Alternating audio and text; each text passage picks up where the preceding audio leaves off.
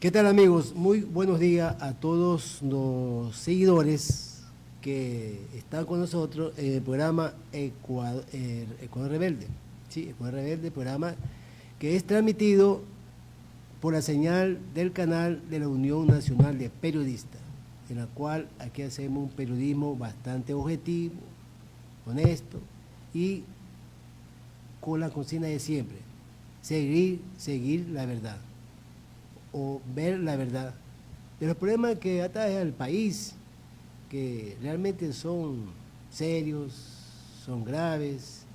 El Ecuador sufre una crisis económica, de seguridad, desempleo, de salud, y no hay una visión, una política de Estado hasta el día de hoy que ponga un norte para poder seguir y llevar adelante el país, sacarlo de esta crisis, sacarlo completamente, porque real no se puede ya continuar con esta situación.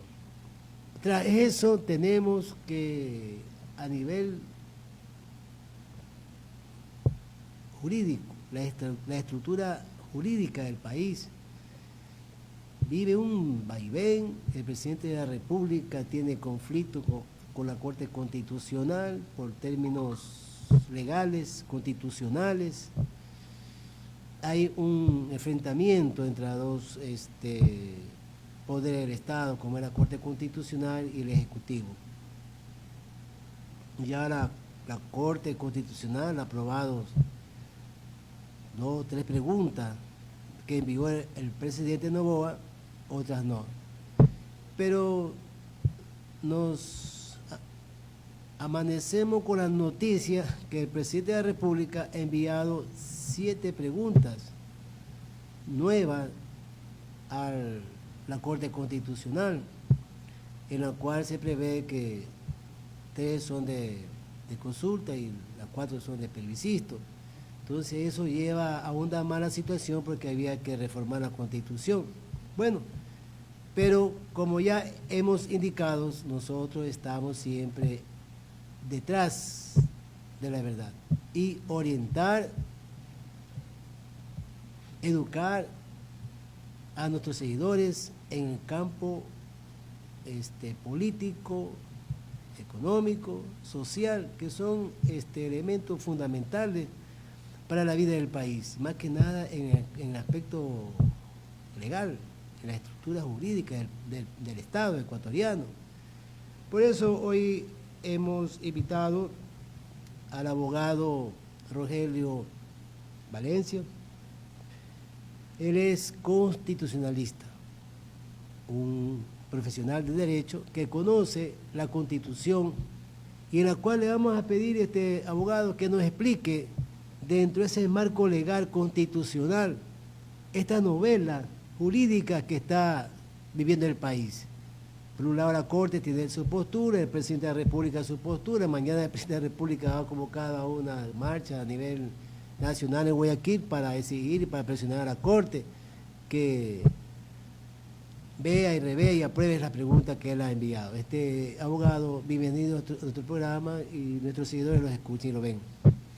Muchas gracias, mi estimado licenciado Sauro Cisneros. Es un honor y un placer estar con usted en este importante programa y un saludo cordial pues a todos los internautas que también pueden observar y escuchar esta intervención.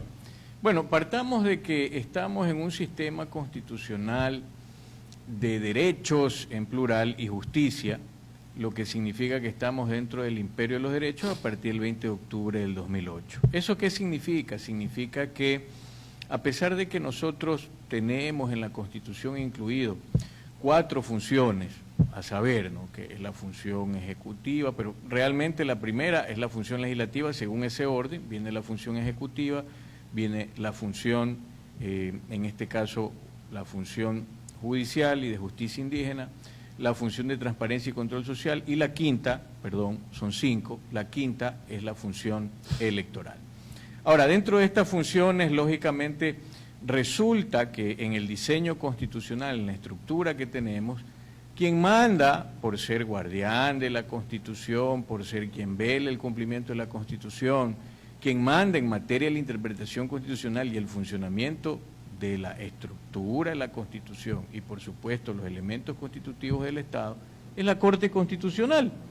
Es una cosa elemental que viene con el diseño constitucional que adquirimos. Por eso es que mucho se escucha y se dice de que la Corte Constitucional es el elemento de cierre. ¿Cierre de qué? Cierre del sistema. ¿Cuál sistema? El sistema constitucional de derechos y justicia que tenemos. Ahora, parto de esto para poder explicar qué cosa.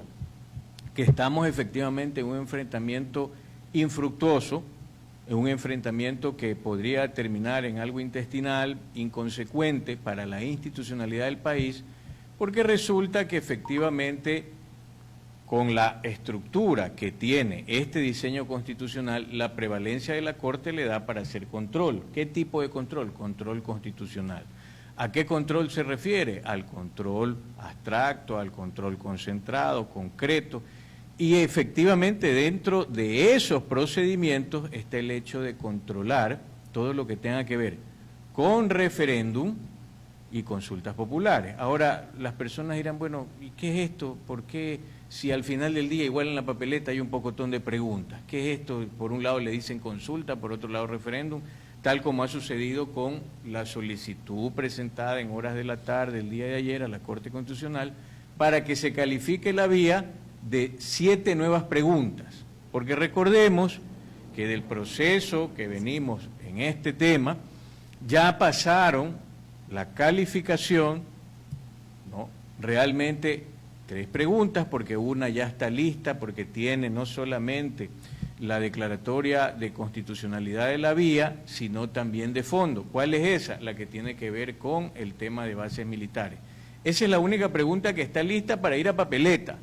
Porque resulta que las otras 3, la que tiene que ver con la reforma parcial correspondiente al asunto del financiamiento de los partidos políticos y campañas electorales, le falta todavía el dictamen de fondo. Y lo mismo sucede con el tema de las preguntas que por la vía de enmienda irían a la consulta por el tema que tiene que ver tanto con el asunto de lo que es, en este caso, las reformas o lo que se pretende en la Constitución respecto a los temas que de alguna u otra manera son la reducción de los asambleístas, el número de asambleístas que compone la Asamblea Nacional y por supuesto el tema que tiene que ver de alguna u otra manera con el funcionamiento, en este caso, si me permite, para no decir algo que no corresponde, es la pregunta que de alguna u otra manera se versa sobre la temática final de lo que corresponde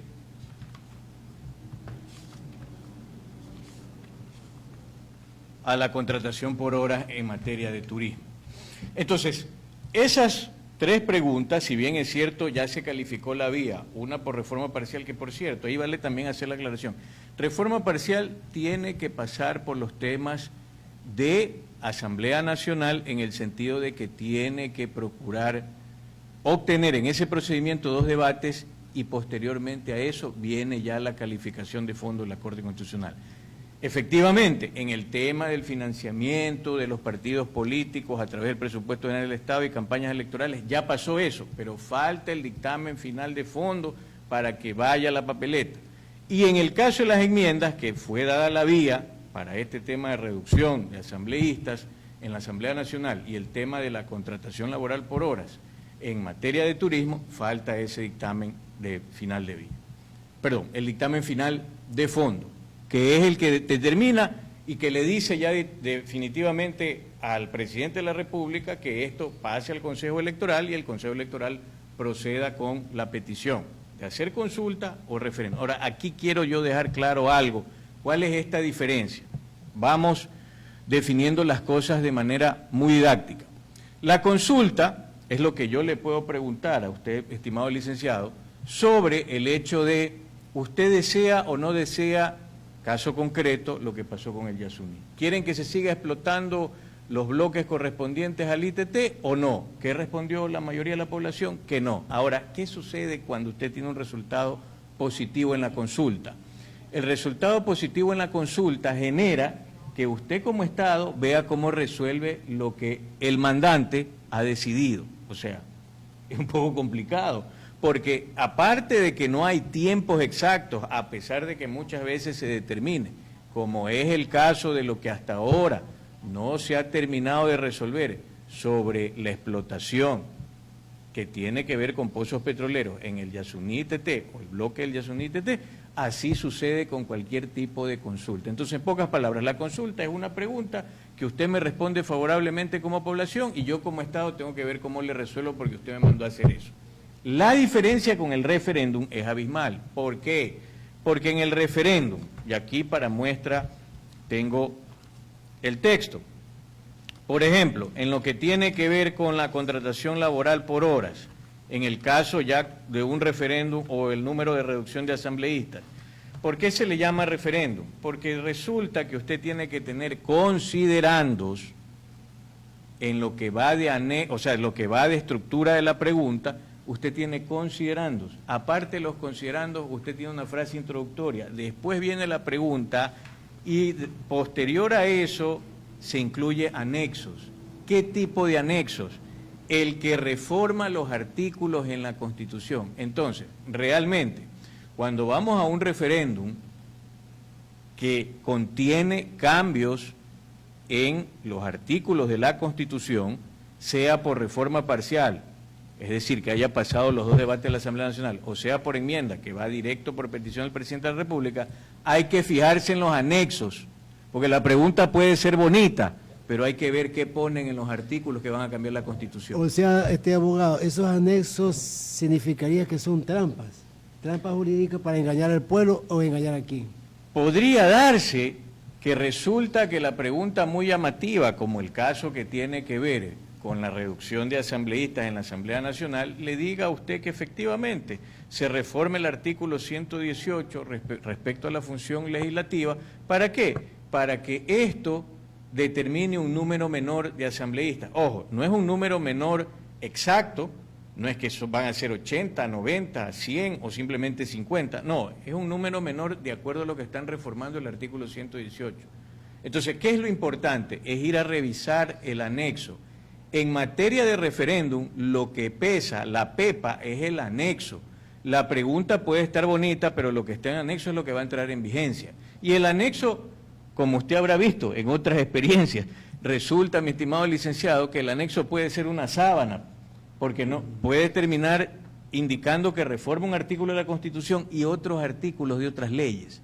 Entonces, mucho cuidado cuando esto vaya definitivamente a papeleta, una vez que tenga el dictamen de fondo. Ahora, ¿qué tenemos que ver? Resulta que, por ejemplo, en el ejercicio actual, en el ejercicio de este momento que tenemos con las preguntas que recién se han presentado, resulta que va a ser importante poder observar que incluso en las 3 preguntas que se han enviado para la calificación de la vía de la Corte, que tienen que ver con un tema directamente de una forma de consulta, resulta que también le plantea anexos de pregunta. Entonces, mire usted, solo para recreación en la población, dice, por ejemplo, ¿está usted de acuerdo con permitir el funcionamiento de salas de juego y casinos dedicados a juegos de azar en hoteles categorizados con 5 estrellas, conforme la Asamblea Nacional lo regule mediante ley según el anexo de la pregunta? Entonces,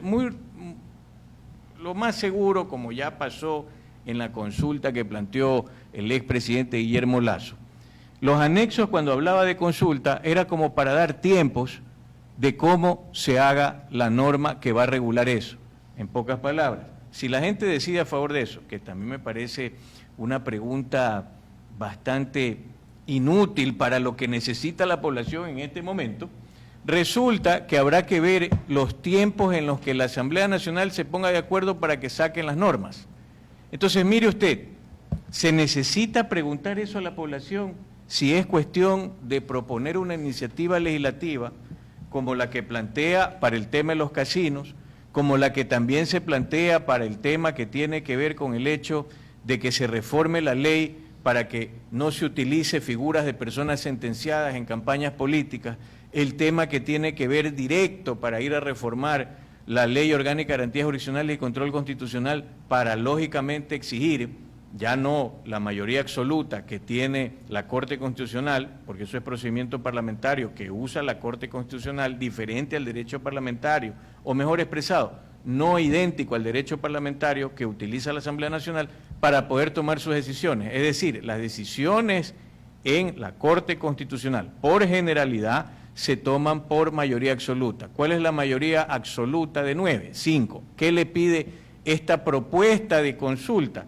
Que se emita una ley, que se trate un nuevo proyecto de ley, ¿para qué? Para que las decisiones que tienen que ver, sobre todo, con lo que plantea el presidente de la República, sean por mayoría calificada, es decir, con 6 votos. Entonces, la pregunta del millón es, ¿necesito yo llevar esto al tema del territorio de la población que está preocupada por asuntos de seguridad, que está preocupada por asuntos que tienen que ver con la falta de insumos médicos, que está preocupada incluso porque no se cumple con el mínimo requerido por parte de la Constitución para del presupuesto general del Estado para la educación y efectivamente, sobre todo, la educación inicial y bachillerato? Abogado, en ese aspecto que usted estaba muy bien manifestándose en el asunto de falta de presupuesto para la educación, para la salud, para crear fuentes de trabajo. Ahí ocurre algo, se malgasta los recursos del país para estas consultas populares, pero a veces se repiten, no es un desperdicio de tiempo y de dineros, porque fíjese, en la pregunta que pone el presidente de la República sobre el trabajo por hora, en la anterior consulta el pueblo dijo no. En la consulta de que se le pidió al pueblo sobre que se elimine el Consejo de Participación Ciudadana, el pueblo dijo que no. Aunque el presidente ha mandado una pregunta y manifestando que no se elimine, sino que se le quite el poder de elegir a las autoridades. Pero esa pregunta ya fue aceptada, que la mandó el mismo presidente Lasso en su consulta popular, y se insiste en esa situación. Entonces, es como que hay un propósito de gastar recursos en vano, y además, lo que es más grave, no se considera ni se respeta la decisión del pueblo. Pues si se lo convoca a un plebiscito, a una consulta, y el pueblo se manifiesta de tal forma, debe respetarse. ¿Y por qué se repite eso? O sea, la situación es bastante problemática, falta de división política, o además puede haber intereses políticos que conduce a esta situación. Definitivamente llama la atención el manejo, por decirlo menos, bastante ligero de cómo se lleva el tema convencional, constitucional, jurídico, de parte de quienes están a cargo de esa función, asesorando o sosteniendo al presidente de la República. Entonces, ¿qué tenemos en este momento? Es muy claro y muy correcto lo que usted manifiesta, mi estimado licenciado. Hay reiteración de preguntas y en estas nuevas hay reformulación de lo que ya la Corte no calificó como vía a tomar en consideración para lo que sería esta mixtura de consulta y referéndum, en general conocida como consulta. ¿Y qué problema tenemos? El que usted dice, claro, aproximadamente serían unos 60 millones que tendrían que egresarse para este proceso, al final del día un proceso electoral. ¿Y qué sucede? El 4 de septiembre la Asamblea Nacional acaba de aprobar el presupuesto general del Estado, que estuvo prorrogado en el 2024 y que ahora, lógicamente, fue definitivamente aprobado para el 2025. ¿Cuánto resulta eso? 40.961 millones de dólares, que por cierto generan muchos desfases porque no necesariamente es la producción que el Ecuador puede sostener con eso. Y aún teniendo aquellos vacíos en materia de educación, que no se cumple todo el presupuesto exigido por la Constitución, en materia del Sistema Nacional de Salud, en materia que tiene que ver lógicamente con poder de alguna otra forma darle soluciones reales al país respecto a aquello que es lo que de alguna otra manera clama a la población, porque si bien es cierto, estamos en la dinámica del conflicto armado interno, todavía no podemos decir que esta lucha esté de alguna u otra manera dando los mejores resultados a pesar del último hecho importante de este grupo armado que han podido de alguna u otra manera desarticular, porque el ataque principal es a las economías criminales. Entonces, definitivamente, ¿será valioso, tiene peso jurídico, constitucional, político, el hecho de distraer la atención en un tema que definitivamente a la gente le puede llevar al hartazgo? Por lo que usted dice, porque le generan una confusión. Resulta que hoy día le dicen, mire, estas son las preguntas que yo le quiero hacer a usted como pueblo, pero como tiene que pasar por la calificación de la Corte Constitucional, mañana se las modifican. Y posteriormente puede ser que esas preguntas definitivamente por el fondo no pasen, entonces no llegan a la papeleta. ¿Y qué va a suceder? Resulta que 7 que se presentaron del inicio, más 7, 14. De esas 14, solamente en este momento habría una firme, otras 3 en espera del dictamen de fondo, y las otras 7 en veremos. Se está hablando de que, en principio, el tema era para diciembre, ahora se dice que sería para noviembre.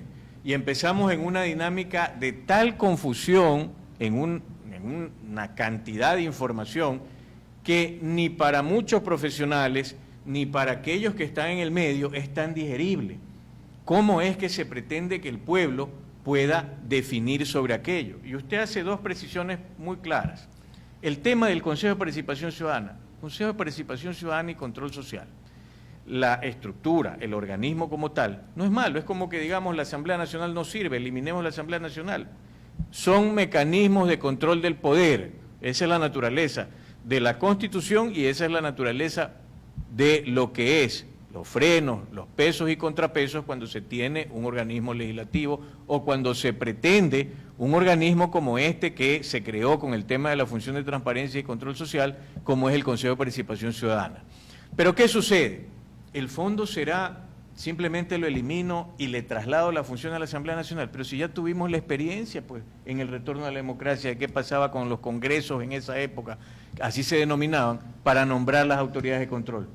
Era la época de la troncha, era la época no solamente de lo que en ese tiempo ya se denominaba camisetazos, que es el transfugismo parlamentario, pero aparte de eso, había pues ya muchos temas de corrupción para nombrar a funcionarios que beneficien al gobernante de turno. Entonces, ¿qué pasó? Efectivamente, con el diseño del 20 de octubre del 2008, al que entramos nosotros con esta Constitución, se cambió y se trasladó, buscando que haya una independencia en otro organismo, el hecho de ese tipo de designación. ¿Cuál es el problema? El problema es que en ese momento se cooptó todo el poder en ese tipo de organismo por parte del Ejecutivo para que nombre a los que querían que se nombre. Y partamos de que hay un problema de fondo, de que aún simplemente con el cambio que se ha hecho a la pregunta de trasladar solo las funciones, resulta que es insuficiente porque si usted solo va a trasladar las funciones con los mismos mecanismos que se tiene ahora por parte del Consejo para nombrar en estos concursos, entre comillas, resulta que no estamos librando el problema de fondo. Lo mismo, el tema de su conformación. Son problemas que definitivamente tienen que ser tratados desde las entrañas de la estructura constitucional. ¿Por qué? Porque ¿cuántas personas con toda la posibilidad, acreditación y derecho han querido postular para el Consejo de Participación Ciudadana y Control Social? Y el CNE, cuando ha calificado esas postulaciones, ha preferido al cura Tuárez. Ese fue un ejemplo.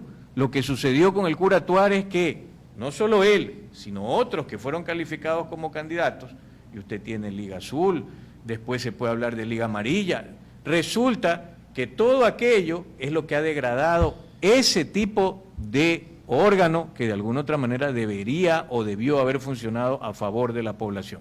Y una última cosa, solamente para terminar, porque usted también tocó algo importante. Resulta que lo que tiene que ver con el asunto propio de aquello fundamental respecto al funcionamiento de la Corte Constitucional, este enfrentamiento no le hace bien a la institucionalidad del país. Nos puede gustar o no nos puede gustar la Corte Constitucional, pero el mismo presidente está dando muestras en su accionar que él tiene que someterse a la Corte. Usted acaba de decir que mañana se ha convocado para el 11 de septiembre una marcha en Guayaquil. Entiendo que acá hicieron al revés que lo que pasó en Quito. ¿Por qué? Porque recordará usted que prácticamente hace un mes en Quito fue el 11 de agosto que se convocó y se realizó una marcha a la Corte Constitucional. Más resulta que el texto de las primeras preguntas que se presentaron para, lógicamente, poder tener la consulta, se las presentaron el 12 de agosto. Entonces, ¿en qué quedamos? ¿Es merengue, no es merengue? Claro. Ahora resulta, se presentaron el día de ayer en la tarde estas preguntas y se convoca, o estaba ya convocada, una marcha que se dice que es para el tema de justicia y paz, pero lo más probable resultará de que ahí llamen también, como ya se lo hizo incluso en el texto con el que se envía a la Corte Constitucional, la calificación de la vía de estas nuevas 7 preguntas, el hecho de que estén a la altura o de que le den paso para que se pronuncie la población. Señores, si queremos un cambio definitivo de estructura, donde la Corte Constitucional tenga menos competencias o tenga un diseño diferente, porque aquí lo que le faltó a los ingeniosos de este tipo de texto constitucional es lógicamente la función constitucional, que no existe. Pero si quieren cambiar ese diseño o queremos entrar a discutir aquello, sí se puede hacer, pero a través de una convocatoria, de una consulta que nos lleve a un proceso de asamblea constituyente. Abogado, hay una pregunta que creo que le inquieta a la mayoría del pueblo ecuatoriano. Mire, en otros países, hablemos de Europa, como Suiza, por ejemplo, ellos convocan a una consulta y le preguntan al pueblo temas que el Estado requiere que hay que preguntar al pueblo. Y el pueblo se pronuncia, y eso se respeta. Pero ahí no se ve tanta, es una telaraña este abogado, como usted nos expresa muy bien y nos explica en el campo jurídico, en el derecho, es una telaraña de cosas y de cosas, y una cosa pasa a otra en el campo jurídico, en la función del Estado, del Ejecutivo, Legislativo, la Corte Constitucional. Que la mayoría de ecuatorianos, si no estamos bien preparados, no tenemos una situación más clara, más, podríamos decir, tenemos una cultura política. En lo que pasa en el Ecuador, la gente no sabe nada, porque usted nos ha explicado muy bien el asunto que conlleva a una confusión, digámoslo así. Esto nos da a entender que el Ecuador es un país completamente subdesarrollado en las estructuras jurídicas de Estado, ¿no? Una constitución que fue elaborada en el año 2008, la constitución es buena, es mala o está llena de mañas para que pasen estas cosas.